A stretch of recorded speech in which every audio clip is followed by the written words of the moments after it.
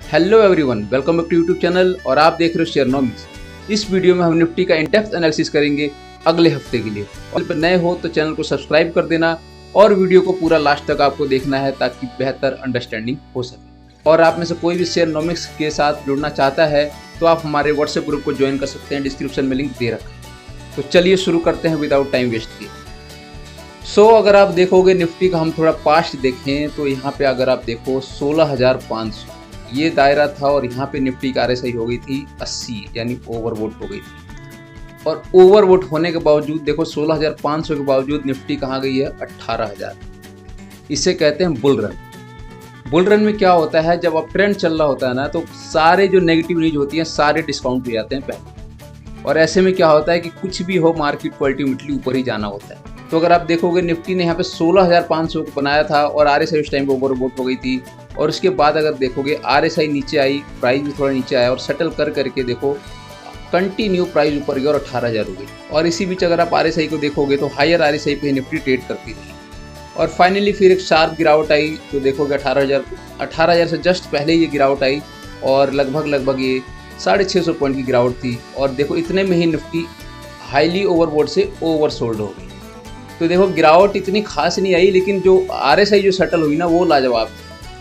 ये जब up trend में मार्केट होती है, जब बुलिश मार्केट होती है तो ऐसा ही होता है, प्राइस थोड़ा बहुत गिरता है और आरएसआई बहुत ज़्यादा गिर जाती है, यानी अपने आप को सेटल कर देती है। तो ये तो रहा इसका पास्ट। और मैं आपको पीछे रिपीटेडली कह भी रहा था कई बार पिछले 2 हफ्ते से कि मार्केट में गिरावट आ सकती है, करेक्शन आ सकती है कभी भी 200-400 पॉइंट की। वो आ चुकी है। और अगर इस हफ्ते का आप देखोगे तो मार्केट का जो ट्रेंड रहा, मिला जुला ट्रेंड रहा, न्यूट्रल आप कह सकते हो। मैंने पिछले हफ्ते निफ्टी के टारगेट दिए थे ऊपर और नीचे के, तो निफ्टी के ऊपर के टारगेट तो हिट हुए नहीं, नीचे के टारगेट हिट हो गए हैं। जो मैंने नीचे का टारगेट दिया था वो था तो 17,570 और 17,350 जो कि निफ्टी ने अचीव कर लिया है। तो अगर आप देखोगे अब आवरली चार्ट है ये, इसमें निफ्टी अपनी हायर आरएसआई बना रही, यानी ट्रेंड अभी भी पॉजिटिव है।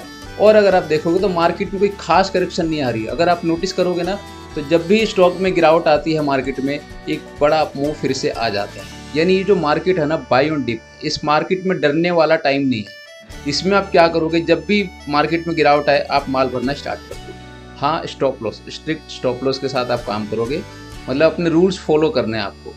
जो साइकोलॉजी है, साइकोलॉजी को गिव अप नहीं करना है। और अगर आप डेली चार्ट पे देखोगे ना तो इसका जो हडल था निफ्टी का, ये देखो ये जो ट्रेंड लाइन है ये था।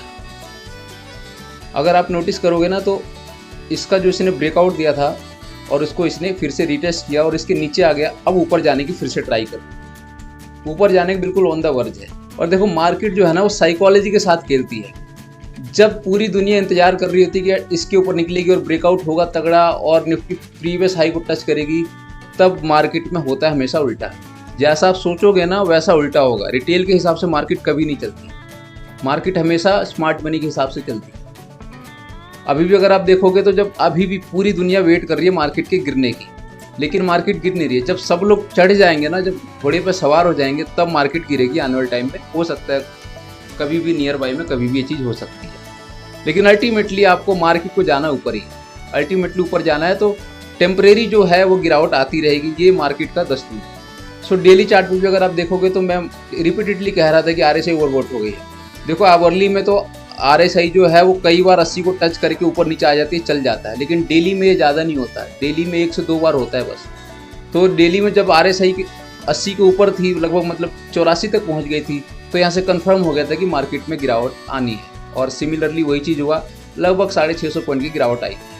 और अगर आप डेली में देखोगे ना तो आरएसआई अगर आप देखोगे तो थोड़ा सा नेगेटिव है, मतलब न्यूट्रल कह सकते हो आप। इस हफ्ते जब मार्केट में गिरावट आ रही थी तो मैंने कम्युनिटी पोस्ट के जरिए और अपने व्हाट्सएप ग्रुप के जरिए मैंने निफ्टी के सपोर्ट भी बताए थे, और उसी सपोर्ट के बाद से निफ्टी थोड़ा वापस की तरफ लौट रही है। हम बात करें अगर गिरावट की तो देखोगे ना मार्केट में ज़्यादा गिरावट नज़र नहीं आती। ये देखो ये जो सपोर्ट है ना, आप इस दायरे को देखो, ये 17,330 17,350 ये जो है बहुत स्ट्रॉन्ग सपोर्ट है। इसके नीचे अभी निफ्टी का आना मतलब लगभग अभी पॉसिबल नहीं है, मतलब बहुत स्ट्रॉन्ग सपोर्ट है ये वाला जो लेवल है। तो जब भी निफ्टी देखो अपने आप को कंसोलिडेट करेगी तो इसी दायरे में करेगी, ऊपर 18,000 और नीचे 17,350, ज़्यादा यही इसका रेंज होगा जिसमें ये कंसोलिडेट करेगी या टाइम करेक्शन ही कर सकती है। तो आपको इसमें डरने की जरूरत नहीं है, मार्केट बाय ऑन डिप है। जब भी अगर मान लो किसी स्टॉक में ट्रेड करते हो या स्विंग ट्रेडिंग करते हो, तो जो क्वालिटी स्टॉक है उसमें आप बाय ऑन डिप कर सकते हो। वीकली में अगर आप देखोगे तो मैंने पिछले हफ्ते भी जब वीडियो बनाई थी तो मैंने कहा था कि डेली चार्ट पे निफ्टी थोड़ा करेक्शन मांग रही है, लेकिन वीकली में पूरा कन्विक्शन स्ट्रॉन्ग है। तो देखो वीकली में यहाँ पे RSI पे देखोगे आप, ये रेंज ब्रेकआउट हो रखा था यहाँ पे, ये वाला, और अगर आप देखोगे तो उस रेंज ब्रेकआउट के यहाँ पे रीटेस्ट हो कर रही है निफ्टी, है ना, वीकली में। तो वीकली में मार्केट में जो ट्रेंड है वो पॉजिटिव है, यानी जो मोटा मोटी ओवरऑल जो ट्रेंड है वो पॉजिटिव है। और देखो निफ्टी में हुआ क्या, मैं आपको पिछले हफ्ते ही बता रहा था कि जब सब लोग कह रहे थे कि मार्केट में गिरावट आ सकती है, ये वाली कैंडल बन गई है, फलानी कैंडल ढुमकानी कैंडल बन गई है, तो मैंने उस टाइम पे कहा देखो कैंडल के पीछे का लॉजिक समझो, आप कैंडल के पीछे मत भागो। मैंने कहा देखो निफ्टी ऊपर गई है 18,000 और क्लोज ही है यहाँ पे नीचे, तो इसका मतलब सेलिंग प्रेशर है, तो हो सकता है अगले हफ्ते मार्केट नीचे आ सकती है। आपको वेट करना है इस कैंडल के लो और हाई का। अगर इस कैंडल के लो के नीचे मार्केट रहती है तो समझ लो कि भाई निफ्टी नीचे जाएगी, और हुआ भी ऐसा ही।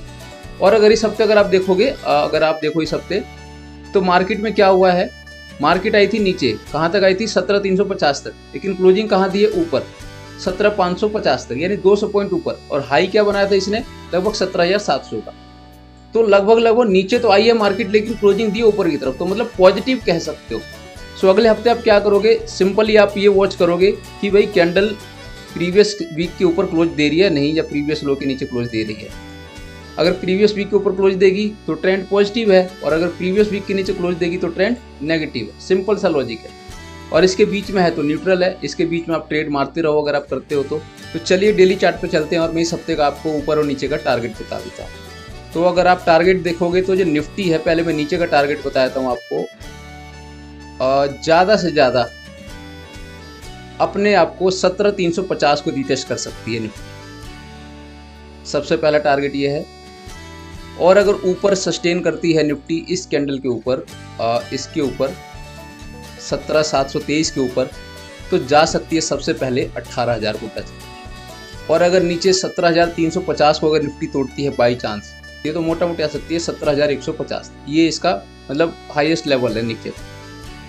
और ऊपर का आपको मैंने बता ही दिया, 17,723 के ऊपर सस्टेन करती है तो जा सकती है 18,000 के राउंड, लगभग 18,000 मोटा मोटी मान।